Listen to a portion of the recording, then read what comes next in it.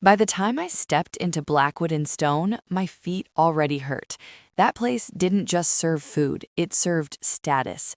Crystal glasses, low jazz, conversations whispered like secrets. The kind of restaurant where money didn't talk, it watched. I tied my apron tighter, forcing myself to breathe. My name is Naomi Brooks, 28, a woman who learned early that dignity doesn't come with a paycheck. To most people in that room, I was invisible, and sometimes invisibility feels safer. Naomi, my manager Clive said, lowering his voice, VIP table tonight, be careful. That word, careful, meant don't react. Table 7 sat near the window. 3 men, expensive suits that fit like armor, confidence so loud it didn't need words. They stopped talking when I arrived, not because they respected me, but because they were measuring me. They didn't raise their voices. They didn't cause a scene.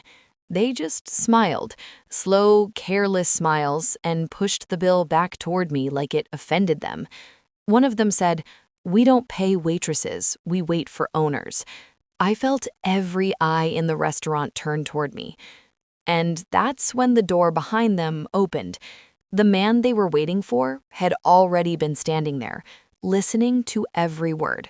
They ordered everything expensive, wine worth more than my monthly rent, dishes named after cities I'd only seen on screens. Each request came with attitude. Not like that. Too slow. Is this your first night? Other tables watched quietly, some with sympathy, some with relief it wasn't them. I kept moving. Plates, glasses, silence, until dessert ended and the moment arrived. I placed the leather folder gently on the table. The man with the silver watch opened it, then laughed, a laugh designed to embarrass. "This can't be right," he said. "It is," I replied. He slid it back toward me with 2 fingers. "We're not paying you." The room seemed to pause. "I'm sorry?" I asked. "We wait for owners," another added casually, "not staff." My manager stepped closer, whispering, "Naomi, I'll handle this." "No," the quiet one said. "We want the owner." People were staring now. Heat climbed my neck. Not anger, something worse, humiliation. I stood there, holding the bill like it weighed 100 pounds. For a moment, I wondered if this was all I would ever be. Then I heard the door open behind them, and everything changed. The door opened softly.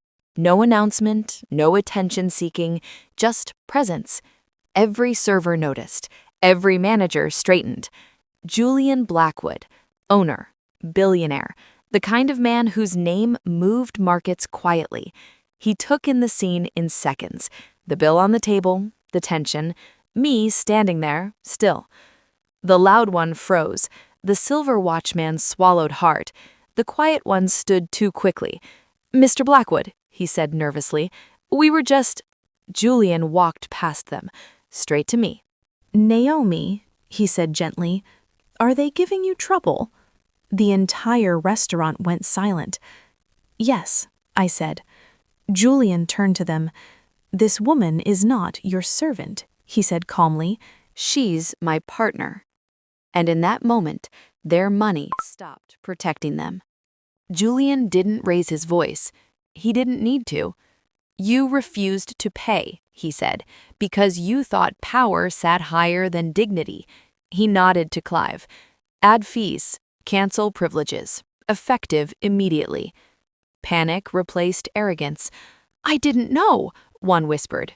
Julian looked at him. "That's the point." They paid, every cent, and left smaller than they arrived. Julian turned to me. "You handled that with strength," he said. I finally exhaled. That night, I understood something. Power doesn't always announce itself. Sometimes it waits to see who deserves it. If this story made you feel something, don't scroll away. Like this video, subscribe to the channel, and stay with me, because some stories aren't just told, they're felt.